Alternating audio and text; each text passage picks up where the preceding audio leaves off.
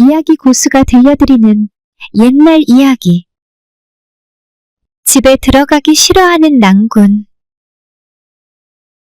해질녘에 동구 밖 주막은 막걸리 한 잔과 김이 모락모락 나는 국밥 한 그릇으로 사람들의 슬픔을 잠재울 수 있는 위안의 장소이기도 했습니다.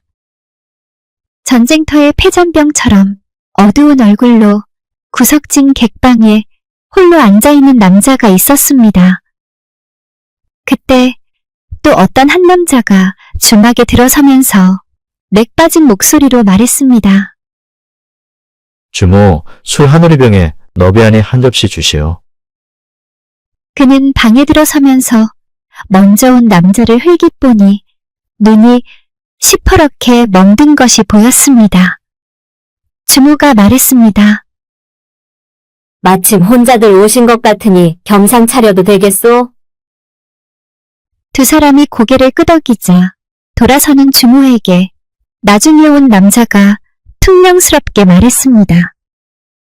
주모, 나 오늘 밤 여기서 유숙할 거요. 아니, 제 집을 코앞에 두고 웬 객잠이요? 그렇게 됐소. 남정네 둘이 초면에 한방 신세가 되어 대면대면 앉아있는데 술상이 들어오자 서로 어색했던 분위기가 싹 가셨습니다. 샘골에 사는 오생원이라 합니다. 초면에 실례하겠소. 아이고, 내 갈비뼈. 아무래도 어젯밤에 하나 부러진 것 같아. 예, 나는 유진사라 합니다. 눈이 이래서 남사스러워 고개 들기도 못합니다. 오생원은 조심스럽게 옆구리를 만졌습니다. 멍든 눈을 문지르던 유진사도 그런 그에게 안쓰런 눈길을 던졌습니다. 몇 차례 술잔이 오가며 통성명하다 둘이 갑장이란 걸 알게 되면서 오생원과 유진사 두 사람은 가까워졌습니다.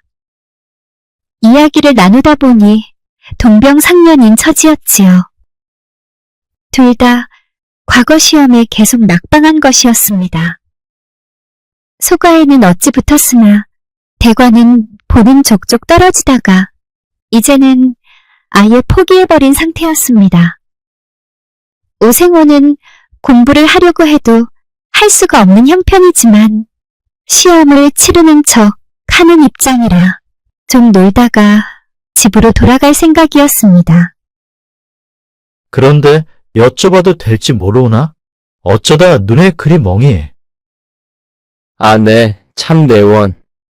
그런데 댁은 갈비뼈를 왜 그리 붙들고 있는지. 서로 말하려는데 어떤 한 사내가 쩔뚝거리며 객방에 불쑥 들어섰습니다. 그러더니 방 한쪽 구석에 주저앉으며 한숨부터 쉬었습니다. 부상병 같은 몸짓에 오생원과 유진사가 그에게 말을 걸었습니다. 혼자 온 것 같으니 이리로 와서 편하게 한잔하시오. 주모! 여기 술 더 주시고 국밥도 뜨끈하게 해서요. 고맙소이다. 난 가마골에 사는 최가요. 최 씨가 아픈 다리를 끌고 오더니 오생원 옆자리에 엉덩이를 밀고 들어앉았습니다. 또 깊은 숨을 내쉬자 유진사가 잔에 막걸리를 채워주었습니다.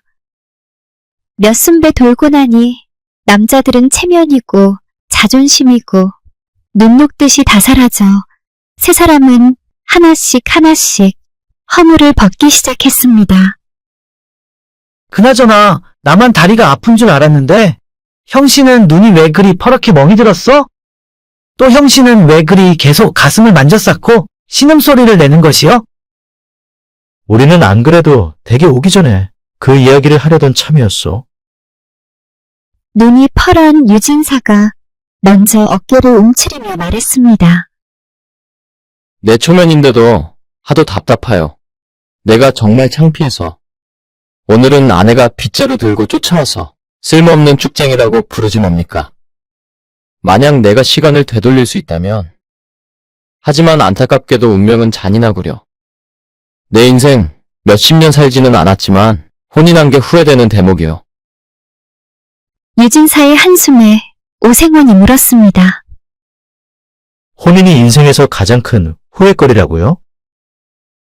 유진사가 술 한 잔을 들이켜더니 가장 큰 후회거리는 따로 있어. 그럼 가장 크게 후회되는 건 뭐요? 유진사는 골똘히 생각하다가 말했습니다.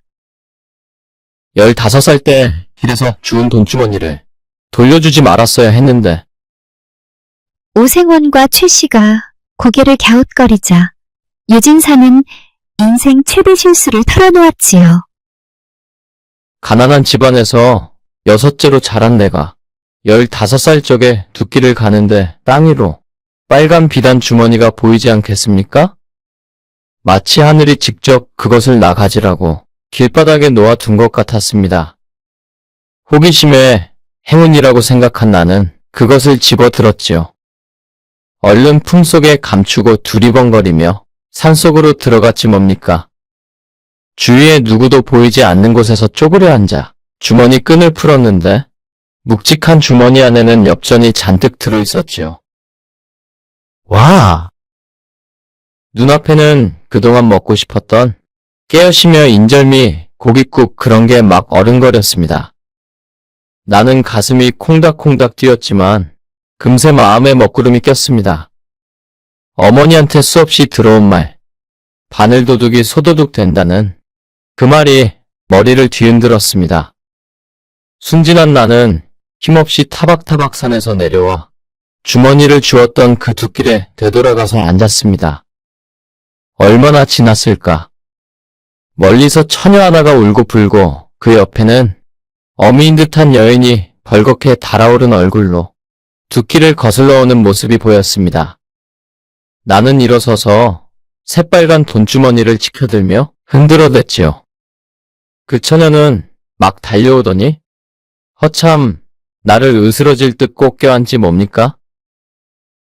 거기까지 얘기하고 유진사는 벌컥벌컥 탁배기 잔을 단숨에 비웠습니다.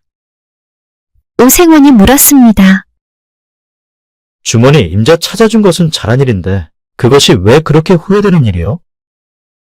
주머니 임자 그 처녀가 지금 내 마누라요.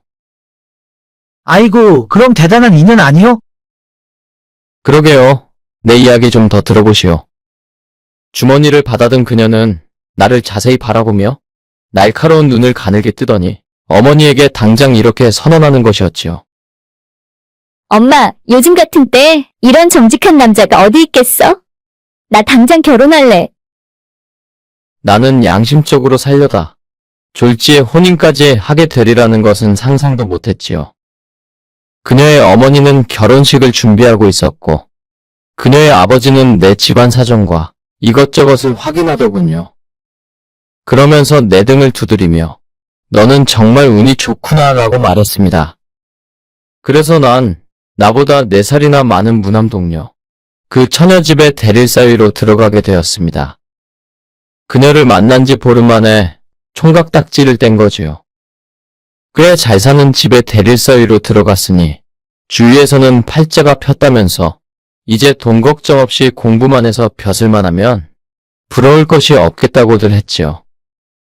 나도 그간 가난에 찌들려 하고 싶은 것도 못했는데 이참에 공부를 원없이 해서 과거를 보고 싶었지요. 그러나 노랭이 장인은 공부만 하게 내버려두지 않았습니다. 나를 그냥 세경없이 공짜로 부리는 머슴처럼 부려먹지 않겠습니까? 주경야독 그래. 낮에는 일하고 밤에는 공부만 하자. 나는 자신을 위로하듯 이렇게 결심을 했습니다. 그런데 정숙해 보이던 그 처녀가 밤만 되면 어린 나를 가지고 놀지 않겠습니까? 당신 시험 안 봐도 돼. 무슨 얼어 죽을 놈의 시험이야. 아빠 엄마 돌아가시면 이 모든 게 다 우리 건데. 빨리 이리 와. 불 끄고 어서 자자. 연상의 마누라는 성격도 활달하지만 색을 얼마나 밝히는지 보통이 아니었지요. 주경야독이 아니라 하루도 빠짐없이 주경야색이니 내가 어디 공부할 시간이 있었겠냐고요. 시험 공부를 못했어도 그래도 과거 시험 때마다 과거 보러 간다고 주경 야색에서 해방되니 그때는 자유 찾아 산말리지요. 최악의 상황은 뭔지 아세요? 가족들은 그녀를 끔찍이도 아껴요. 딸이 하나이니 그러겠지요. 장인이 제 등을 세게 때려서 넘어질 뻔한 적도 있었어요. 남편을 위해주는 아내가 있어서 자네는 억세게 운이 좋은 줄 알게나. 이렇게 맨날 말하지요. 딸 때문에 공부를 할 수 없는 사위보다 그저 딸이 행복해하는 것만 보이는 모양입니다. 사위란 놈은 과거 시험이라고 소가만 겨우 붙고 대과에는 낙방만 하는 모지리로 보면서 말입니다. 그런데 지금은요? 이제 저는 남편이라기보다 하인입니다. 그녀가 기분이 나쁠 때는 풀어주기 위해서 저를 때려도 가만히 있어야지요. 만약 옛날 그때 그 주머니를 주인에게 돌려주면 넌 자유를 잃을 것이다 라고 누가 알려주었다면 나는 그것을 강에 던졌을 거예요. 다른 남자들은 안타까운 마음에 고개를 저었습니다. 유진사가 만일 그 주머니를 줍지 않았다면 그 운명을 피할 수 있었을까요? 땅을 안 보았더라면, 더 빠르게 걸었더라면, 조금만 더 정직하지 않았더라면, 그럼 오늘 여기 있지도 않았을 텐데. 이 멍든 눈처럼 멍들어버린 내 인생은 그때 그 선택을 후회하고 있어요. 이번에도 과거 보러 가겠다니까 마누라가 주먹으로 눈알이 빠지는 줄 알았지요. 나는 그렇다 치고 오생원은 어째서 집을 코앞에 두고 객잠이요? 오생원은 한숨을 푹 쉬다가 가슴이 아파 비명 소리를 내며 몸을 구부렸습니다. 그리곤 겨우 말을 이어가기 시작했지요. 인생을 바꾼 끔찍한 사고가 있었지요. 장터를 걷다가 발을 헛디뎌 그만 어느 여자의 품 안에 넘어졌어요. 그건 나쁘지 않게 들리네요. 그녀는 아이고 하며 나와 같이 끌어안고 나뒹굴게 되었지요. 그녀는 덩치가 보통 이상이라 내가 벗어날 길이 없었는데도 그것을 본 옆에 있던 그녀 어머니는 당장 그녀를 책임지라고 소리쳤습니다. 설명하려고 했지만 이미 장터 사람들이 막 모여들었어요. 그들은 고개를 끄덕이며 운명이 인연이 되어 하나로 묶어주었나 보네 하며 술렁거렸지요. 나는 말도 안 되는 소리라 그 자리에서 36개 주랭랑을 쳤습니다. 그런데 내 운명은 계속 잔인한 속임수였어요. 며칠 후 늦은 저녁에 집으로 가던 중 여자 비명소리가 들리지 않겠어요? 한 여자가 왈패들에게 괴롭힘을 당하고 있지 않겠습니까? 그래서 나는 바보처럼 그 모르는 처자를 구하기 위해 달려갔어요. 그런데 나를 본 그녀가 외쳤습니다. 그때 장터에서 나를 안고 뒹굴던 선비님 아니요. 내가 무슨 말을 하기도 전에 그녀는 나를 자기 집으로 끌고 갔고 그녀의 아버지는 딸을 지켜주어서 고맙다고 했지요. 나는 적극적으로 사양했지만 그녀는 이렇게 정의로운 남자는 틀림없는 자기 남편감이라고 부모에게 조르는데 어느 누구도 반대를 못했습니다. 혹시 형씨들은 3명의 남자를 쓰러뜨릴 수 있는 처자와 무슨 말싸움을 시도해 본 적이 있으십니까? 이길 수가 없는 싸움이지요. 그날 밤 내가 그녀를 구한 게 아니고 그녀는 남자들을 좁히고 있었던 것을 내가 잘못 본 것이었지요. 어느새 나는 사무관대를 하고 초래청 앞에 서 있다가 정신없이 첫날 밤을 치르지 않았겠습니까? 남자들은 동정하는 눈빛을 보냈습니다. 지금은요? 지금은 아내가 어찌 대하나요? 그녀는 나를 늘 보호해줍니다.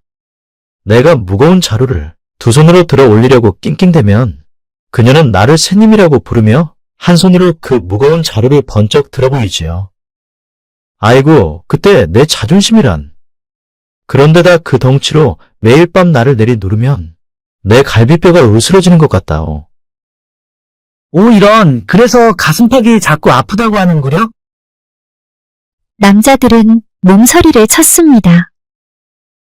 아내는 또 질투가 어찌나 많은지 옆집 처자와 우연히 눈만 마주쳐도 아예 집안에 발도 못 디밀게 합니다. 그래서 오늘 내가 객방에서 자려고 집을 나왔지요. 그나저나 최 씨는 어쩌다 다리가 그리 되었어? 우리 어머니 음식 솜씨, 바느질 솜씨 없는 게 내 인생을 이렇게 만들어 놓았어. 최 씨는 어렸을 때 먹어봐도 재엄이가 만든 음식은 엉망이었습니다. 반찬이라고 해놓으면 솥해요.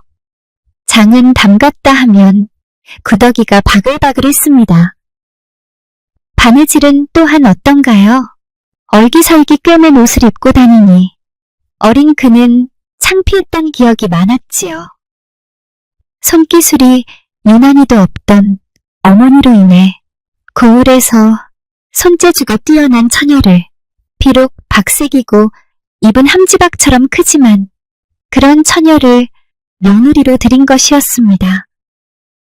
아내는 고을 원님대 김치를 매번 해주고 때 되면 불려가 장도 담가주었지요. 그 좋은 솜씨로 길쌈이면 길쌈, 바느질이면 바느질로 살림을 크게 보탰습니다. 바느질은 워낙 공력이 많이 들어가니 품삯도 비싸지요. 야무진 솜씨로 집안 살림을 윤택하게 해준 부인이지만 나는 사는 게 고역이라오. 장을 잘못 담그면 1년 고생이고 마누라를 잘못 얻으면 평생 고생이라는 걸 우리 아버지는 아직 모르시지요. 왜냐고요? 아내는 너무 사나워요.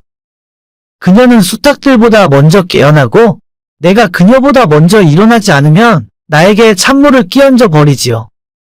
그리고 무엇보다도 내가 감히 말대꾸를 하면 그녀는 한 손으로 나를 꼬집고 다리가 저리게 무릎을 꿇리고 몇 시간이고 나를 훈계한답니다. 정말 나는 집을 떠나고 싶어요.